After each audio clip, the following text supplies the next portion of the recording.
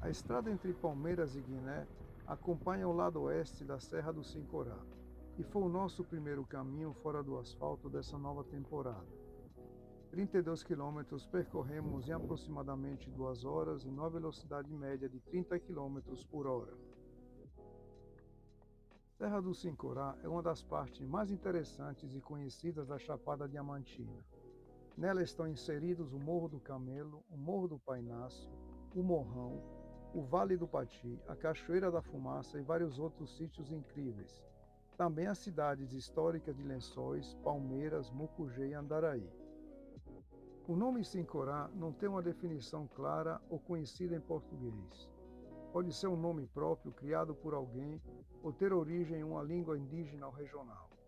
Em 2017 foi criado o Geoparque da Serra do Sincorá, que possui uma área de mais de 6.000 km² e é composto por 4 serranias de direção norte e sul, que atingem altitudes de até 2.200 metros. A serra foi o núcleo central da exploração diamantina, que iniciou-se na década de 1840, gerando a vinda de dezenas de milhares de exploradores em busca de diamantes. Foco de povoamento e de conflitos, a serra foi cenário de lutas. Ela é cortada pelos rios Paraguaçu, Sincorá, Mucugezinho, Santo Antônio e Cumbuca. Percorrendo esse caminho, podemos imaginar a época dos tropeiros, no período colonial, que com tantas adversidades conseguiam desbravar as riquezas e as belezas dessa região. A época dos coronéis também foi de muita relevância para a história desse lugar. O coronelismo foi um fenômeno do sistema político do período da Primeira República ou República Velha, presente em todo o interior do Brasil. O coronel era o líder local, geralmente grande proprietário de terras, e decisiva força política e econômica, sustentáculo do poder estadual e federal. A patente de coronel é fruto da criação em 1831 da Guarda Nacional, uma força paramilitar destinada a ser sentinela da Constituição jurada. No final do século XIX, a Guarda Nacional também passou a vender para civis as patentes de coronéis. Um dos mais importantes coronéis de Mucugê foi Antônio Landulfo da Rocha Amedrado, conhecido como Coronel Douca Amedrado. Membro da dinastia dos Rocha Amedrado, grandes proprietários de terras na região desde o início do século XIX. Casou-se 2 vezes, gerando muitos filhos. Do primeiro casamento com Dona Gertrudes Maria Landulfo, teve 17. Enviuvando, casou-se pela segunda vez com Amélia Pina Amedrado, tendo 4 filhos. Augusta, filha do primeiro casamento do coronel Douca Amedrado, casou-se em Mucugê com o poderoso coronel Horácio de Matos, cujo nome batiza o aeroporto da cidade de Lençóis, pois era senhor de Lençóis, consolidando uma importante aliança. Esse mesmo coronel foi o que perseguiu o escravo Painácio, e deu origem à lenda que gerou o nome do Morro do Painácio. Em 1926, a temida coluna Prestes passou pela Bahia, levando a Natalino, filho do coronel Douca, porém foi recuperado na altura do Rio São Francisco.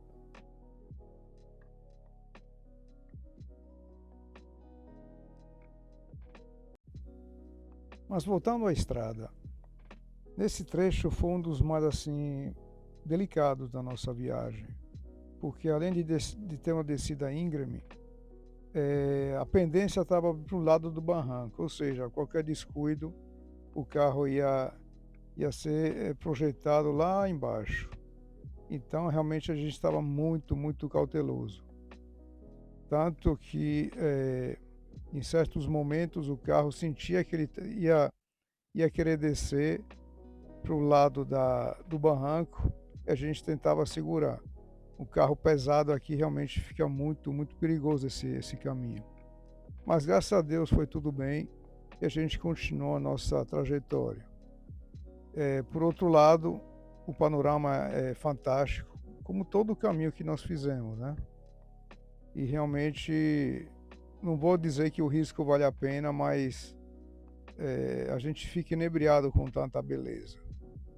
E aí vamos no solavanco para lá e para cá e vamos continuando esse caminho maravilhoso. Por outro lado também, nós estamos no verão e muita poeira, muita terra. Eu posso imaginar em época de chuva, tudo isso se transformando numa lama e em alguns pontos se torna até tipo escorregadio, né? Então realmente não sei como é que um carro se comporta em determinada situação. E em outros pontos também o chão batido, então você via aquele piso totalmente duro. Então isso aí com chuva também se torna mais escorregadio ainda. Mas graças a Deus a gente não pegou essa fase. Agora descendo esse caminho aqui, tem plantação de eucaliptos. E por outro lado, no lado esquerdo, a gente está sempre sendo acompanhado pela Serra do Sincorá, que realmente é um panorama deslumbrante.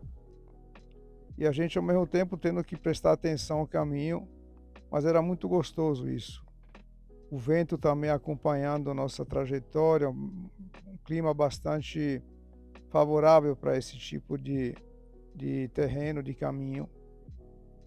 Realmente a gente estava bem satisfeito por ter feito essa estrada. E faz parte, né, da emoção isso aí. Estamos nos aproximando já da cidade de Guiné e a gente já estava vendo a presença de mais casas, né? E plantações na beira da estrada de maracujá, de banana, de café e outras culturas mais. Essa é uma região muito rica no subsolo de água, tanto a gente estava vendo essa vegetação bastante exuberante, apesar dos dias sem chuva, né? Então, realmente é um lugar muito abençoado isso aí. Durante o caminho nós nos cruzamos com vários veículos, né? Pequenos a um pouco maiores, tipo vans, que inclusive fazem transporte, né, entre as cidades. Mas eu acredito, no caso de motorhome, que é uma estrutura mais pesada e mais complexa, esse percurso eu acredito que se possa fazer com um carro um pouco mais alto e um pouco mais robusto. Que, ao meu ver, se não for assim, realmente o veículo vai ficar muito castigado.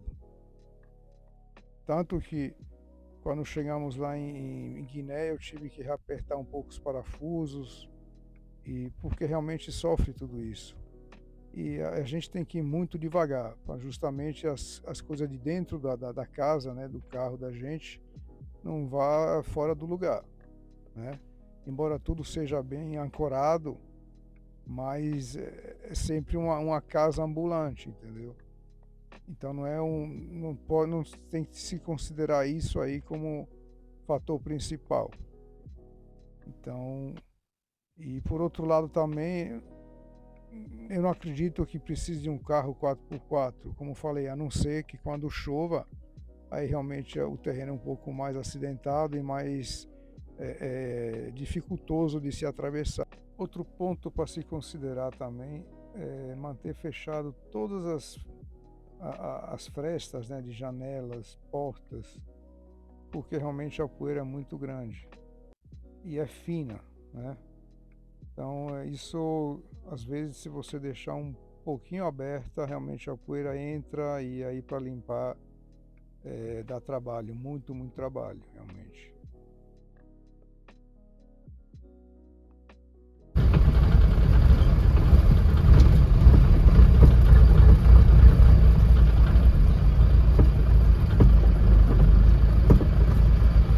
Boa!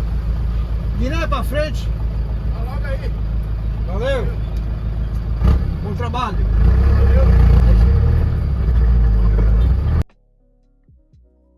Pois é, esse logo aí ainda faltava bastante quilômetros para chegar até a Guiné. Mas a gente cria uma expectativa achando que é logo em seguida. Mas tudo bem, a gente vai seguindo viagem e nesse momento a estrada começa a se estreitar, né? E a gente tem que tomar muito cuidado para quem vem do lado contrário. Há muito buraco, muita erosão também, muita pedra solta, com perigo até de poder furar um pneu, porque as pedras são quase que a pontiaguda, né? Mas é isso aí, faz parte da emoção e a gente vai seguindo, admirando as belezas e as novidades dessa região, que realmente são muito bonitas. E aí, continuando esse trecho bem apertado, a gente foi bem cauteloso, porque alguém mais podia chegar no sentido contrário, né? A gente não conhece a pista, ao mesmo tempo a gente se distrai olhando as belezas e ao mesmo tempo a gente tem que olhar para os buracos, né? Porque o carro realmente estava balançando muito até chegar, a esse ponto.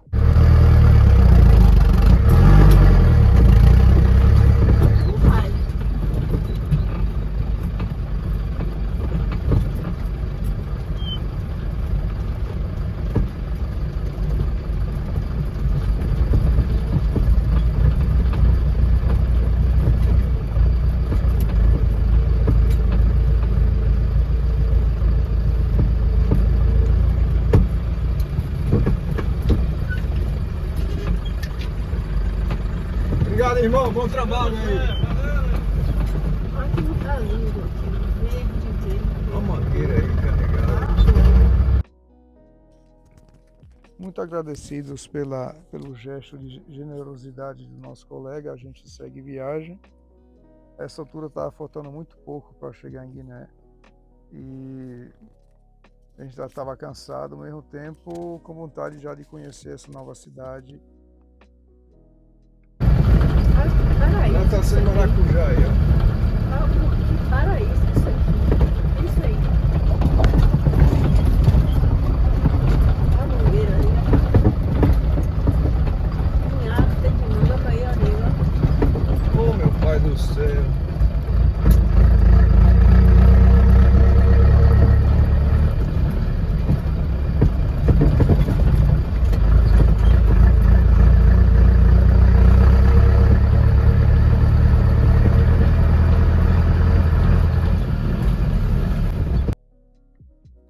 Pois bem, ficamos muito surpresos com a abundância de árvores frutíferas, nesse caso mangueiras, cajueiros, que são frutas que a gente ama.